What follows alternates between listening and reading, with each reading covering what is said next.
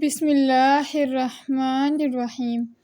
عاصم بن حمزہ سے روایت ہے کہ میں نے مدینے میں علی بن ابراہیم نے اپنی سند سے اسبق سے روایت نقل کی ہے کہ حضرت امیر المومنین نے ایک عجیب فیصلہ کیا جو اس سے پہلے اور بعد میں کسی نے سنا اور نہ دیکھا۔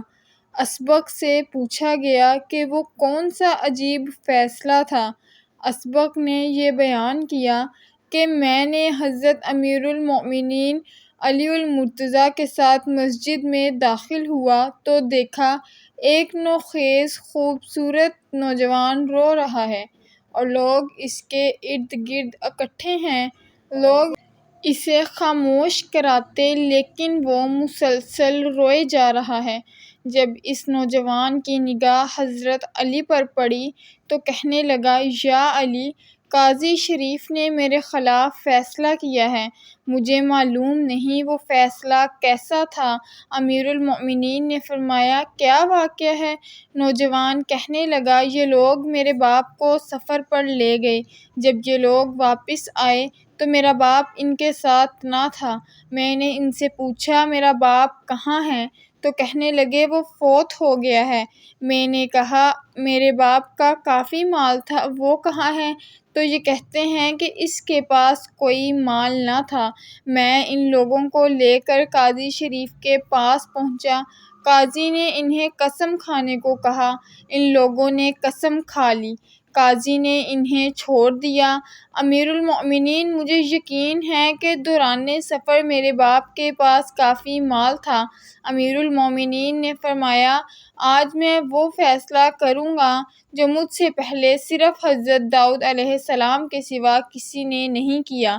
پھر فرمایا، کمبر فوج کے سربراہوں کو حاضر کرو۔ فوج کے چند سربراہ خدمت حاضر ہوئے۔ پھر فرمایا، جن لوگوں کے ساتھ اس جوان کا باپ سفر پر گیا تھا انہیں بھی لاؤ۔ اس کے بعد ان لوگوں کو نوجوان کے سامنے لایا گیا۔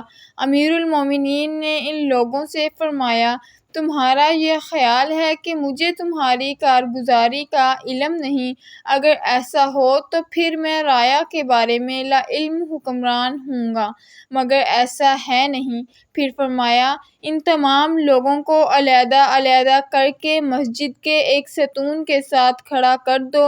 اس کے بعد اپنے کاتب عبداللہ بن رافع کو بلایا اور فرمایا، ان لوگوں کے بیانات قلم بند کرو۔ آپ رضی اللہ تعالیٰ عنہ نے لوگوں سے فرمایا، جب میں نعرہ تکبیر بلند کروں تو تم بھی تکبیر بلند کرنا۔ اس کے بعد ایک مجرم کو بلایا، اس سے پوچھا، جب اس لڑکے کا باپ تمہارے ساتھ تھا تو تم کون سے دن سفر پر گئے تھے؟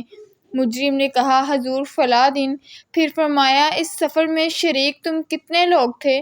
وہ کون سا سال اور کون سا مہینہ تھا؟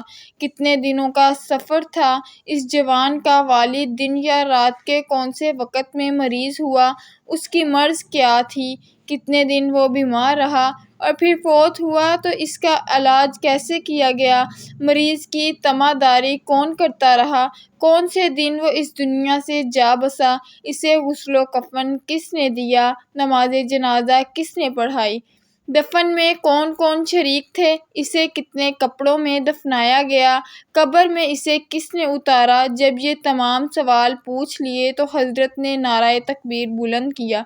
لوگوں نے بھی تقلید میں نعرہ تکبیر بلند کیا۔ جب کہ تکبیر کی آواز باقی ملزموں نے سنی تو انہیں شک و شبہ پیدا ہونے لگا، بلکہ یقین ہونے لگا کہ ان کے ساتھی نے ان کے خلاف نہیں بلکہ اپنے خلاف بھی اعتراف جرم کر لیا ہے۔ حضرت نے فرمایا، اس شخص کو جیل میں لے جاؤ۔ اس کے بعد دوسرے شخص کو بلایا اور فرمایا، تم یہ خیال نہ کرو کہ مجھے تمہاری کارروائی کا علم نہیں، بلکہ مجھے علم ہے جو کچھ تم لوگوں نے ان کے باپ کے ساتھ سلوک کیا ہے۔ ہم ملزم کہنے لگا، حضور میں بھی ان کے ایک ساتھی ہوں، لیکن آپ یقین کیجئے میں اس کے قتل ہونے پر راضی نہیں تھا، بلکہ مجھے ان کا یہ عمل سخت ناپسند تھا۔ اب جب کہ اس شخص نے اقرار جرم کر لیا، حضرت نے تمام کو ایک ایک کر کے بلایا اور ایک ایک نے اعتراف جرم کر لیا اور قتل کرنا تسلیم کر لیا۔ اب حضرت کے لیے ضروری تھا کہ مقتول کا مال بھی واپس کروا کر مقتول کا خون بھی وارث کو دلوائیں، لہٰذا سب نے اپنا جرم تسلیم کر لیا تھا اور اب قاضی کے لیے مقتول کے وارث کو اس کا مال دلوانا آسان ہو گیا تھا۔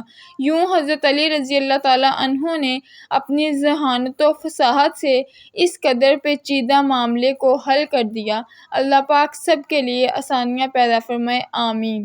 اگر آپ کو ویڈیو اچھی لگی ہو تو لائک ضرور کیجیے گا اور مزید اس طرح کے واقعات کو سننے کے لیے چینل کو سبسکرائب کریں۔ شکریہ۔